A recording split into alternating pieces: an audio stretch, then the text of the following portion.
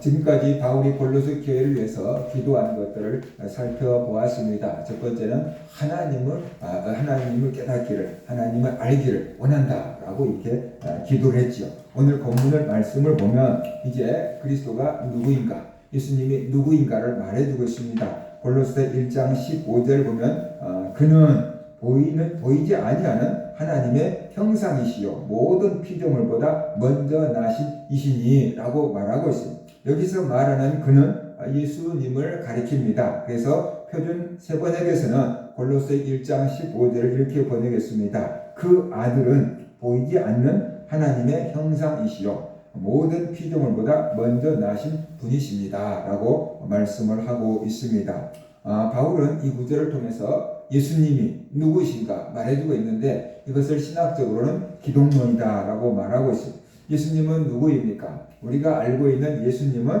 하나님의 아들이죠.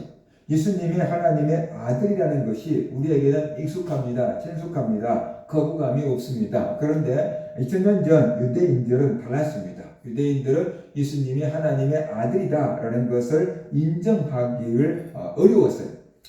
예수님이 자기는 하나님의 아들이다라고 말씀을 하시니까 유대인들은 신성 모독죄를 저질렀다. 사람인데 어떻게 하나님의 아들이라고 하느냐라고 하면서 예수님을 돌로 쳐 죽이려고 했어요. 왜냐 그러면 그들이 알 때는 예수님은 요셉과 마리아의 아들이 분명했거든요. 분명히 요셉과 마리아의 아들인데 어떻게 감히 하나님의 아들이라고 해. 그래가지고 예수님을 돌로 치려고 했던 겁니다. 그런데 하나님께서 친히 예수님은 하나님의 아들이다라고 말씀하시죠. 예수님이 요단강에서 세례 요한에게 세례를 받으실 때 하늘이 열리고 하늘에서 음성이 들렸는데 이는 내 사랑하는 아들이요 내 기뻐하는 자라라는 음성이 들리잖아요. 그래서 유대인들은 하늘에서 음성이 들렸다 그러면 그냥 하나님이 말씀하신 거다라고 받아들이는데 하나님께서 친히 이는 내 사랑하는 아들이요 내 기뻐하는 자다라고 말씀을 하셨어요. 예수님 혼자서 나는 하나님의 아들이야 라고 이렇게 말씀하신 게 아니고 하나님이 친히 맞아 내 아들 하나님의 아들이 맞아 라고 하나님이 말씀을 하셨어요. 그러니까 우리가 부인하려고 해도 부인할 수 없는 사실이다 라는 것이. 그래서 우리는 예수님을 하나님의 아들로 믿어야만 된다는 것입니다. 그 다음에 예수님은 보이지 않는 하나님의 형상이다 라고 오늘 본문은 말씀을 하고 있습니다. 바울은 예수님을 가리켜서 보이지 않는 하나님의 형상이라고 했어요. 분명히 말하고 있어요. 하나님은 보이지 않는다고. 그럼 왜 하나님은 보이지 않는가? 하나님은 영이시라 그러잖아요. 물질이 아니고 영이에요. 영은 살과 뼈가 없으되 주님께서 그렇게 말씀하셨잖아요. 나는 있느니라 이렇게 말씀하셨잖아요. 그러니까 분명히 영적인 존재니까 우리와 같은 살과 뼈가 없어요. 물질로 구성되어 있지 않아요. 그러니까 육체의 눈으로 하나님을 볼 수가 없다라는 거죠. 그런데 우리가 볼 수가 없으면 형상이 없다고 생각을 하는데 하나님의 형상이 있대요. 그 하나님의 형상이 예수님이다. 우리가 눈으로 볼 수 있는 형상으로 오신 분이 바로 예수님이다 라고 말씀하고 있습니다. 그래서 예수님이 하나님의 형상이다 라고 바울은 말씀을 하고 있습니다. 그러면 여기서 형상이라고 했는데 이 형상이라는 말은 어떤 뜻으로 쓰이고 있는가? 헬라에서 에이콘이라고 했는데 우리가 생각하는 어떤 외형적인 모습이나 그림자를 의미하는 것이 아니고 몇 가지 다른 의미를 가지고 있어요. 닮았다, 유사하다라는 그런 의미를 가지고 있습니다. 그래서 예수님이 하나님의 형상이다라고 하는 것은 예수님이 본질적으로 하나님의 속성, 하나님의 성격 그것을 똑같이 가지고 계신다라는 뜻으로 볼 수 있어요. 이게 이해하기가 어려운데 우리가 이렇게 볼 수 있어요. 사람은 얼굴과 성격이 다 다르지만 사람이라는 공통적인 뭔가가 속성이 있어요.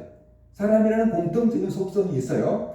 독수리는 큰 독수리든 작은 독수리든 나름대로 독수리다운 용맹함 그 속성을 가지고 있어요. 사자도 새끼 사자든 큰 사자든 나름대로의 사자의 특성을 가지고 있어요. 소도 마찬가지예요. 송아지든 황소든 나름대로의 소의 속성을 가지고 있어요. 그렇기 때문에 우리가 저게 소다, 사자다, 독수리다, 사람이다 라고 말할 수 있는 거죠. 그것처럼 하나님의 속성이 있는데 예수님이 그 하나님의 본질적인 속성을 다 갖고 계신다.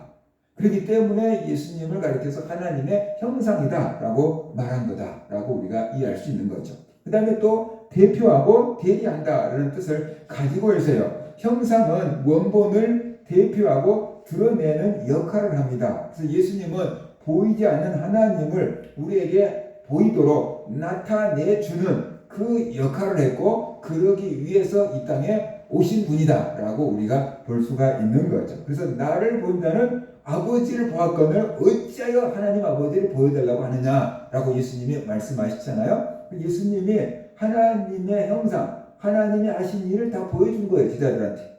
그러니까 나를 본 것은 곧 하나님을 본 거다. 근데 왜 다시 하나님을 보여달라고 하느냐라고 예수님이 말씀하신 거예요. 그래서 예수님이 하나님의 형상이다라는 것이 이런 의미다. 또한 현원하고 나타남이라는 의미도 가지고 있어요. 보이지 않는 것이 형상을 통해서 나타나는 것처럼 예수님의 성육신은 눈에 보이지 않는 하나님을 우리에게 보여주려고 육체를 입고 이 땅에 오신 사건이다라고 볼 수 있어요.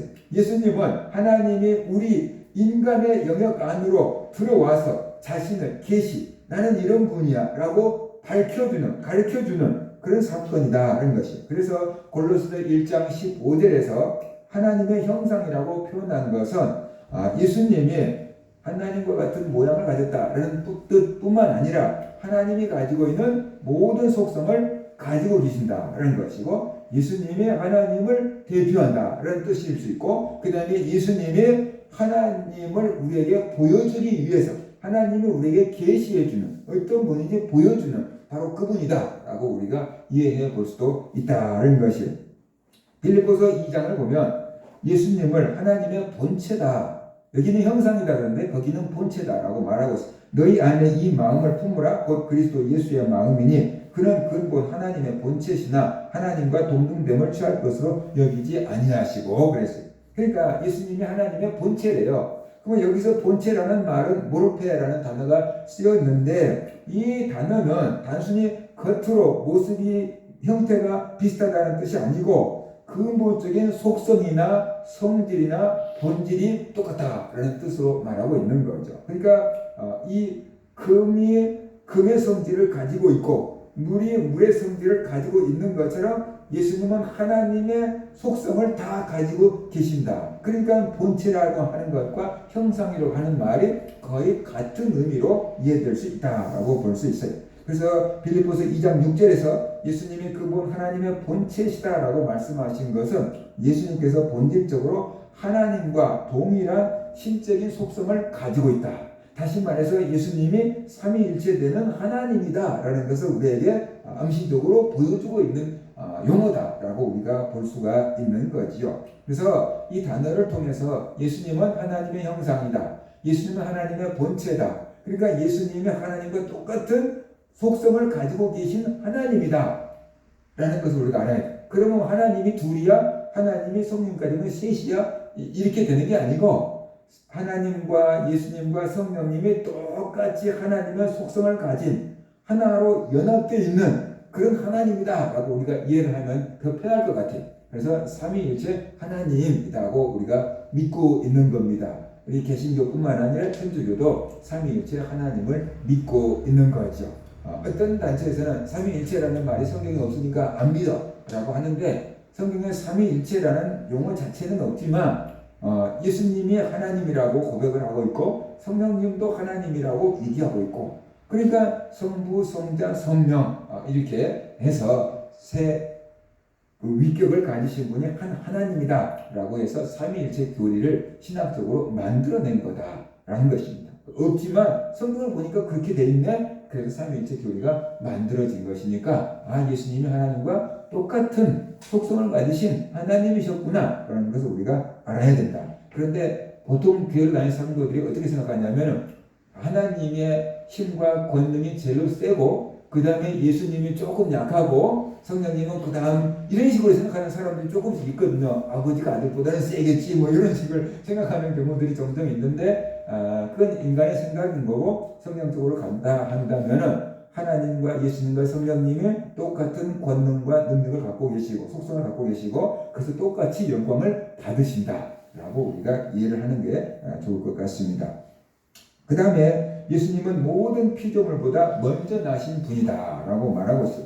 그러면 여기서 모든 피조물은 무엇을 말할까요? 예수님이 모든 피조물보다 먼저 나셨대요.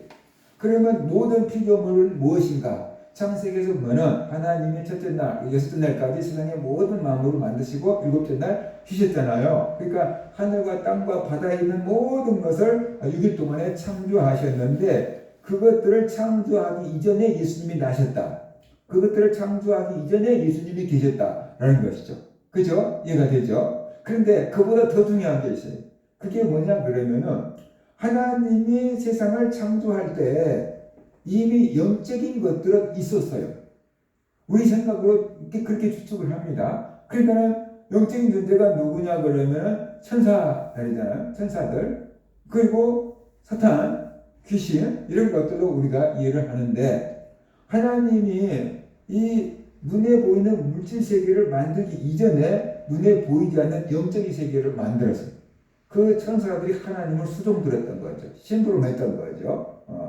그러니까 이 세상 6일 창조 이전에 영의 세계에서 하나님이 영적인 존재를 만들었는데 그게 천사예요. 그런데 그 천사 중에 일부가 타락해서 사탄이 되었고 그 졸개들이 귀신이 되었다라는 것이 성경적인 시각이다.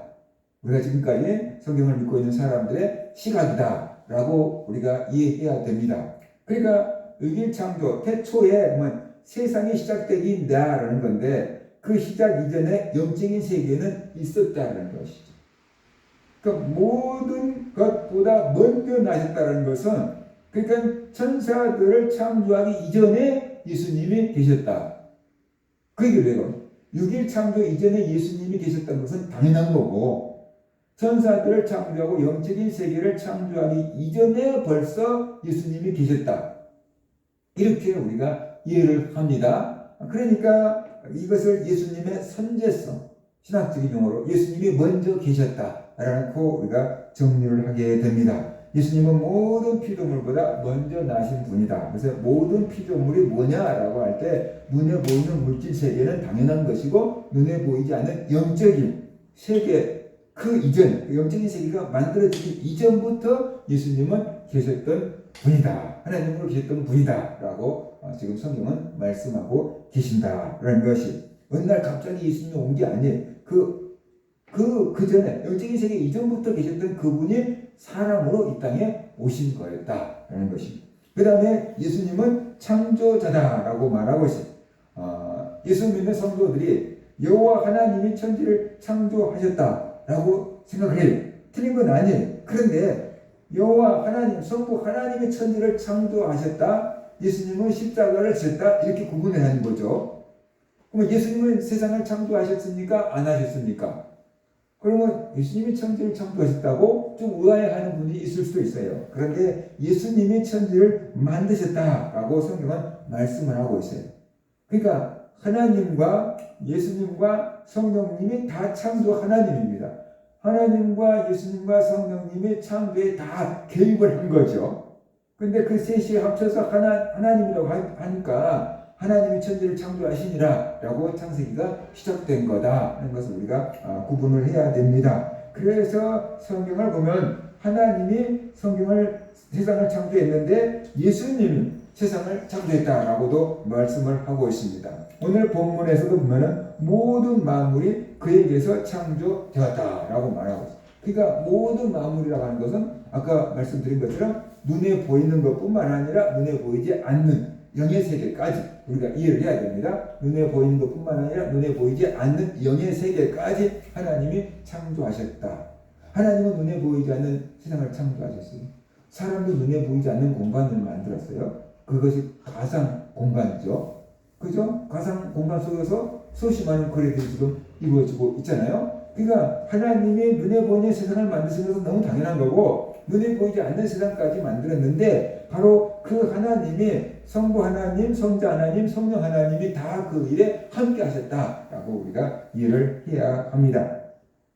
하늘과 땅과 보이는 것과 보이지 않는 모든 것들이 다 예수님에게서 창조되었다. 그러니까 눈에 보이는 것만 창조되었다고 생각하면 안 돼요.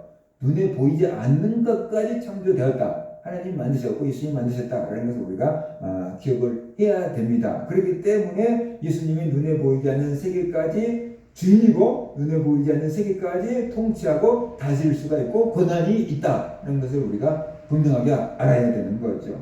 그래서 예수님은 창조주다라는 거죠.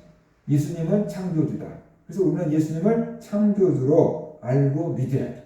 요한복음 1장 1절과 3절에서도 예수님이 천지를 만드신 창조주다라는 것을 우리에게 말씀을 하고 있어요. 태초에 말씀이 계시니라. 여기에 말씀은 예수님을 지금 말씀이라고 하는 건데 이 말씀이 하나님과 함께 계시니 이 말씀은 곧 하나님이십니다. 예수님이 하나님이라고 그러잖아요. 그가 태초에 하나님과 함께 계셨고 세상을 만들 때 하나님과 함께 계셨고 만물이 그로 말미암아 지은 바 되었습니다. 모든 만물이 다 예수님으로 말미암아 지은 바 되었다라는 것입니다. 그 지은 것이 하나도 그가 없이 된 것이 없느니라. 예수님의 손으로 만들어지지 않는 것이 하나도 없다.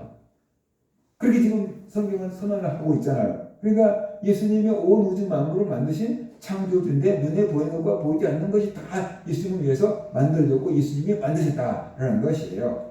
예수님은 천지를 만드신 창조주입니다. 창조주 예수님이 이 땅에 사람으로 오신 겁니다. 그러니까 창조주이기 때문에 그렇게 놀라운 기적들을 행하실 수가 있었던 거죠. 창조주이기 때문에 놀라운 기적들을 행한 겁니다. 사람들이 볼 때는 기적이에요. 물리를 걷는 것, 오병이의 기적을 일으키는 것, 귀신을 쫓아내는 것, 죽은 사람을 살려내는 것, 그것이 사람들이 볼 때는 기적이잖아요. 왜냐하면 사람들은 할 수 없거든요. 그런데 예수님이 하시니까 저건 기적이다. 우리는 못하는데 저분은 하네? 저건 기적이다라고 했던 거예요. 그런데 예수님을 창조주로 딱 이해를 한다고 한다면 보이는 것과 보이지 않는 것을 다 만들어 놓으신 예수님이 그런 일들을 행하는 것은 놀라운 일이 아니에요. 아무것도 아니에요. 예수님 보실 때는. 예수님은 그보다 더 큰 일도 하실 수 있기 때문에 아무것도 아니었다. 오늘날 기적이 있냐 없냐 막 이렇게 논란인 기독인들이 있어요. 신학자들이 있어요. 그러면 오늘날 기적이 없다고 한다면 오늘날 하나님은 일 않고 계셔야 되고 하나님이 돌아가신 거든지 돌아가시지 않았다면 하나님은 지금 아무 일도 안 하고 계시든지 해야 되는 거거든요. 근데 하나님이 살아계시고 하나님이 지금도 일하고 계신다고 한다면 오늘날도 기적은 있을 수 있는 거다. 사람이 볼 때 불가능하고 사람이 볼 때 기적인 것이지 하나님 보실 때는 아무것도 아닌 거다. 하나님은 원하시면 무엇이든지 하실 수 있는 분이다. 라는 것을 우리가 인정해야만 된다. 근데 우리가 하나님을 믿는다고 하면서 너무 제한을 하잖아요. 하나님을 믿는다고 하면서 하나님의 능력을 너무 우리가 제한해 버릴 때가 많다라는 것이. 그래서 하나님이 우리가 원하는 모든 것을 하나님이 해주신 건 아니에요. 근데 하나님이 원하시는 것은 다 하나님은 하셔요. 그러니까 우리가 하나님이 원하시는 것이 무엇인지 알고 하나님이 원하시는 것을 따라하는 것, 그것이 지혜다. 그것을 우리가 알아야 되는 거죠. 그죠? 그러니까 우리가 그런 생각들을 가져야 돼요. 그래서 예수님은 창조주 하나님이기 때문에 죽은 사람을 살려내는 거, 그거 아무것도 아니었다. 근데 사람들이 그런 일이 있을 수 없어. 라고 생각한다. 왜냐? 예수님을 우리보다 조금 나은 사람으로 생각하기 때문에.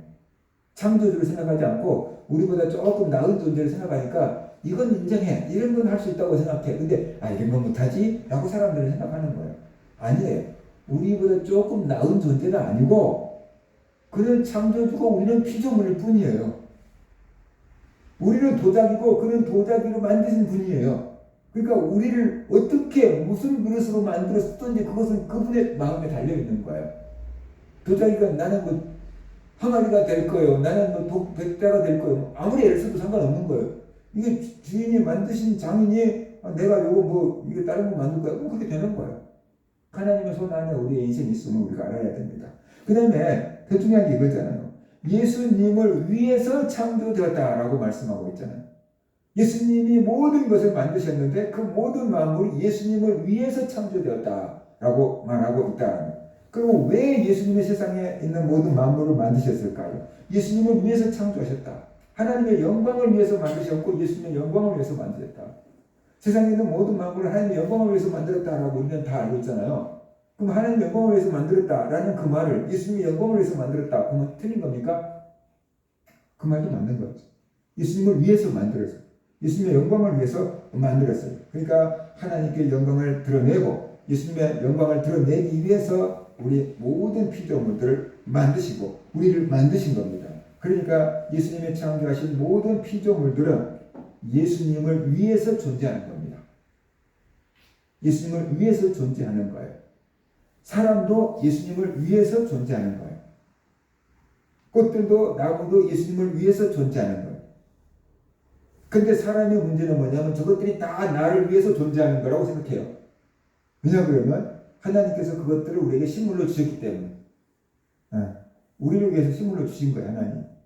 그러니까 하나님께서 모든 것을 만드시고 그것을 사람에게 다 맡기시죠. 유임통치하죠. 그 사람을 위해서 그것들을 이제 이용할 수 있게끔 해주죠. 그러면 사람은 무엇을 위해 살아야 돼요? 사람은 하나님을 위해 살라고 하는 거죠. 모든 마음으로 사람 너에게 줄게. 근데 너는 나의 영광을 위해 살아. 그거예요. 그러니까 하나님이 사람을 만드신 것은 예수님을 위해서 만들었고 하나님 영광을 위해서 만들었어요. 그러니까 사람이 내가 왜 만들어졌는지 내가 누군지를 안다 그러면은 내가 하나님을 위해서 살아야 되고 예수님을 위해서 살아야 되는 거예요. 근데 고장난 사람들은 어떻게 사냐 그러면은 나를 위해서 하나님이 있어야 되고 나를 위해서 예수님이 있어야 돼요. 그래서 내가 원하는 대로 해줘야 돼요. 내가 원하는 대로 안 해주면 어떻게 돼요? 안 되는 거죠. 내가 원하는 대로 안 해주면 하나님 싫어, 예수님 싫어 이렇게 되는 거죠. 그러니까 예수님을 우리의 종처럼 부려먹으려고 하는 거죠. 금나무라 뚝딱 하던 것처럼 기도를 그렇게 이용하려고 하는 거죠. 그게 아니고 우리가 예수님을 위해서 사는 것이다. 예수님을 위해서 이것이 필요하고 예수님을 위해서 하나님을 위해서 이것이 필요하고 이것을 구하는 그런 성도들이 되어야만 된다는 것이죠. 근데 사람들이 하나님을 위해서 살지 않고 예수님을 위해서 살지 않고 자기를 위해서 살고 자기를 위해서 하나님을 이용하고 예수님을 이용하잖아요. 이것을 기계라고 사람을 기계라고 한다고 하면은 그 기계가 고장난 거예요. 기계가 고장난 거예요. 이것을 사람이라고 할 때 뭐라고 하냐면 타락했다라고 하는 거예요. 타락한 목적에서 벗어난 거잖아요. 근데 타락한 거예요. 하나님을 위해서 예수님을 위해서 우리를 만드셨어요. 그러면 우리는 하나님을 위해서 살아야 되고 예수님을 위해서 살아야 돼요. 근데 그렇지 않고 나를 위해서 하나님을 이용하고 나를 위해서 예수님을 이용해요. 그러면 이제 두객이 전도된 거잖아요. 바뀐 거잖아요. 그러니까 이게 고장난 기계고 이게 타락한 거다라는 거예요. 근데 사람들이 다 그렇게 사니까 그게 당연한 것인 줄로 우리가 알고 산다는 거예요. 그게 아니에요. 내 삶의 목적이 내 존재의 이유가 예수님을 위해서 창조되었어요. 하나님의 영광을 위해서 만들어졌어요. 하나님을 찬송하게 하려고 우리를 지으셨어요. 그러니까 우리가 하나님을 찬송하고 하나님의 영광을 드러내면서 사는 것이 하나님의 창조 목적에 맞게 사는 것이고 그렇게 하나님의 창조의 목적에 맞게 살아갈 때 하나님께서 우리에게 은혜를 베풀어서 이 땅에서 하나님의 은혜를 누리며 살게 해주시는 거다라는 거죠. 그것이 먼저 그의 나라와 그의 의를 구하는 거다. 그러면 하나님께서 필요한 것을 우리에게 채워주시는 거다. 근데 우리는 우리의 필요한 것을 채우기 위해서 하나님을 이용하고 예수님을 이용하고 기도를 활용하는 거죠. 그 순서가 바뀐 거다 하는 것을 우리가 알아야 됩니다. 그래서 예수님이 누구인지 모르기 때문에 몰랐기 때문에 우리가 예수님을 잘못 대접한 거예요. 예수님이 하나님의 아들이다. 예수님이 창세전부터 계셨던 분이다. 예수님이 모든 만물을 만드신 창조주다. 예수님을 위해서 우리를 만드셨다. 라고 우리가 예수님을 바로 안다고 한다면은 우리가 예수님을 바로 대접할 수 있고 예수님을 우리가 바로 섬길 수가 있다라는 거죠. 그래서 우리 성도님들이 예수님이 누구신지 바르게 알고 예수님을 바로 섬기며 살아가는 그런 성도님들 되시기를 주의 이름으로 축원합니다.